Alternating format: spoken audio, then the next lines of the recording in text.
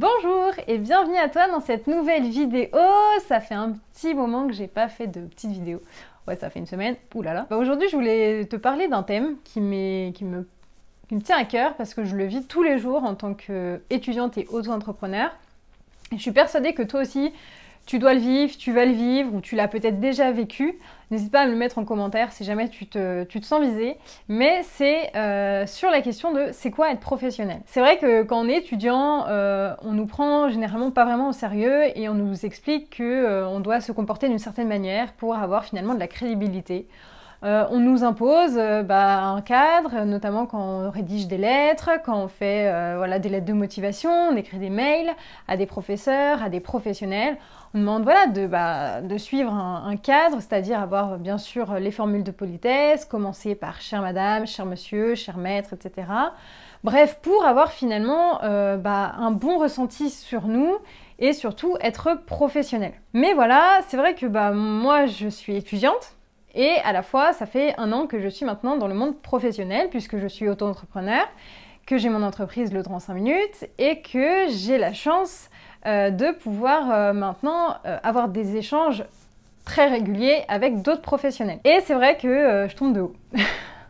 Je tombe vraiment de haut parce que finalement, par rapport à tout ce qu'on nous a appris, alors que ça soit dans le cadre familial, ma mère, mes grands-parents, mais aussi dans le cadre un petit peu plus scolaire, donc à la fac, à l'école, etc.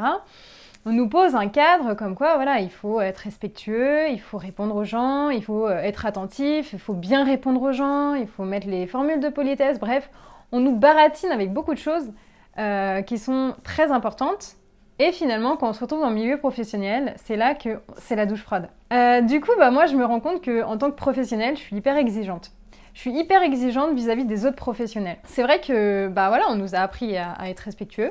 On nous apprend que c'est important de faire attention à comment on écrit aux gens, etc.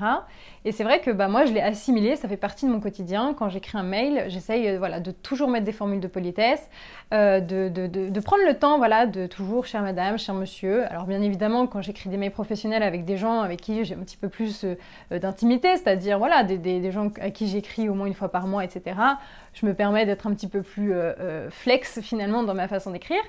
Mais pour autant, je m'instaure vraiment cette obligation parce que je trouve que c'est hyper important pour entretenir de bonnes relations, finalement de faire l'effort et de montrer à l'interlocuteur qu'on fait l'effort d'être finalement professionnel, poli, respectueux, parce que je trouve que c'est nécessaire pour établir de bonnes relations. Et c'est vrai que je me rends compte qu'il y a des professionnels, des gens qui sont pourtant haut placés, si je puis dire, qui se comportent très mal et qui pour moi ne sont pas des bons professionnels.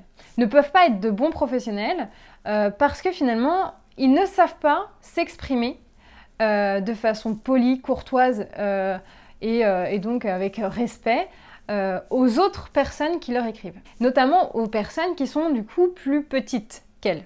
Et ça, pour moi, c'est le point crucial. Un bon professionnel, c'est quoi? C'est une personne qui est autant poli avec les gens qui sont supérieurs hiérarchiquement qu'avec les personnes qui sont inférieures hiérarchiquement. Et ça fait vraiment toute la différence parce que on ne sait pas de quoi demain est fait.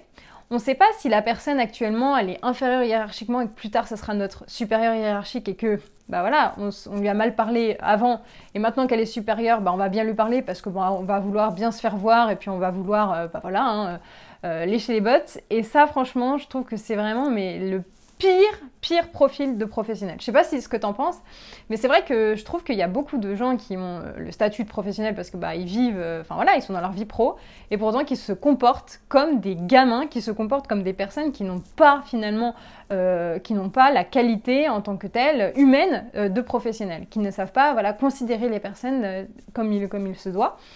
Et donc pour moi, j'ai trié quelques points noirs que je trouve vraiment, c'est quelque chose que je supporte pas et qu'on le retrouve souvent chez des personnes qui sont du coup pour moi pas de bons professionnels. La première chose, c'est les personnes déjà qui ne répondent pas correctement, c'est-à-dire qui ne commencent pas par bonjour, qui ne terminent pas par cordialement, respectueusement, bien à vous, etc. Ça pour moi c'est crucial. Déjà dans l'écriture, alors on peut faire des fautes d'orthographe, ça c'est pas la fin du monde et je suis la première à pas forcément être la meilleure là-dedans. Pour autant, les formules de politesse pour moi c'est l'essentiel.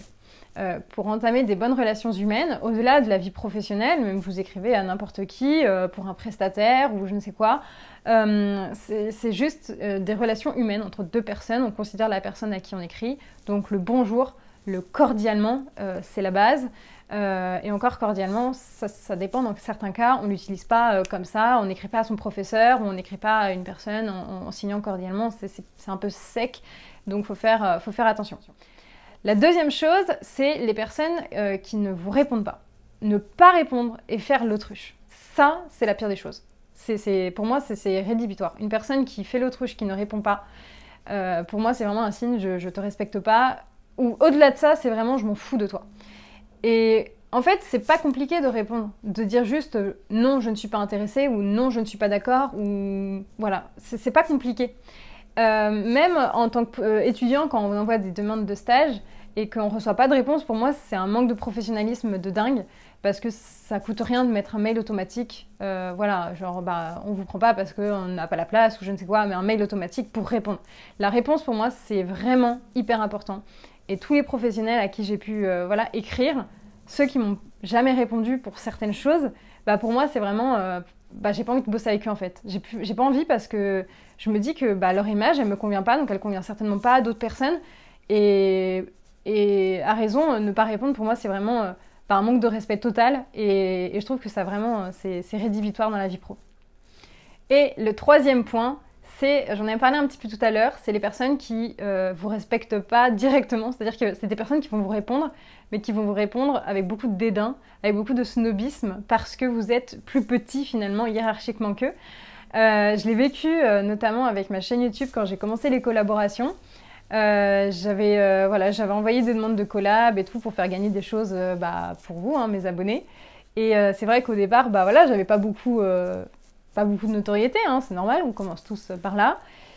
Et je me suis pris notamment une personne qui m'avait super mal répondu, qui m'avait vraiment rabaissé, qui m'avait dit que en gros il pouvait pas faire une collab avec moi parce qu'en gros j'étais trop petite, que je savais rien faire, que j'étais trop nulle en fait.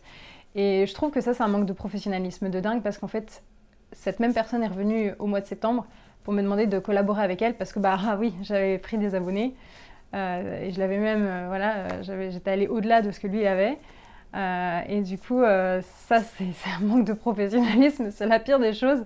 Que vous ne vouliez pas travailler avec une personne parce que vous trouvez que voilà, c'est encore trop frais, dites-lui tout simplement, c'est trop frais, revenez plus tard. Mais surtout, la cassez pas, surtout ne l'envoyez pas bouler de façon incorrecte, parce qu'en fait, c'est ridicule.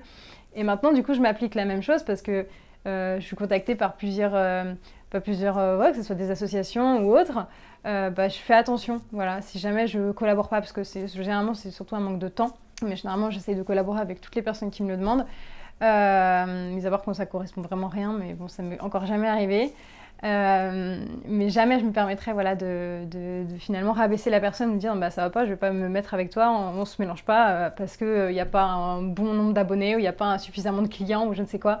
Pour moi c'est la pire des choses, donc faites super attention. Je pense que vous pouvez avoir connu finalement cette situation, mais il faut faire super attention à ça dans la vie en tant que professionnel. Vous savez pas de quoi demain est fait. Et ne vous laissez pas rabaisser, et 2, ne rabaissez jamais les autres, parce que vous ne savez pas finalement si demain cette personne elle sera peut-être votre égale, et ne jamais rabaisser, parce que c'est un manque de professionnalisme, et puis quand ça se retourne après contre vous, ça craint.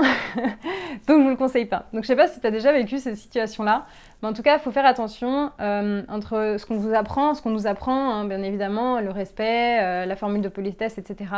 Mais tenez ça, parce qu'il y a beaucoup de professionnels, je pense qu'ils l'ont appris comme nous, mais qui le lâchent au fur et à mesure et qui prennent un peu le melon finalement, de se dire c'est bon, moi maintenant j'ai réussi, plus je ne veux pas m'embêter. C'est les gens qui doivent être respectueux avec moi, mais moi je ne le suis pas avec les autres. Ne faites jamais aux autres ce que vous ne voulez pas qu'on vous fasse, ça c'est hyper important, c'est comme ça que personnellement je vis ma vie, parce que quand ça vous retombe sur le bon du nez, ça fait pas plaisir. Voilà, n'hésite pas à liker cette vidéo, me laisser ton petit commentaire si jamais tu as déjà vécu, ou si tu as tout simplement envie de me laisser un commentaire par rapport à ce que je t'ai dit. Et puis n'hésite pas à revenir sur ma chaîne. À bientôt!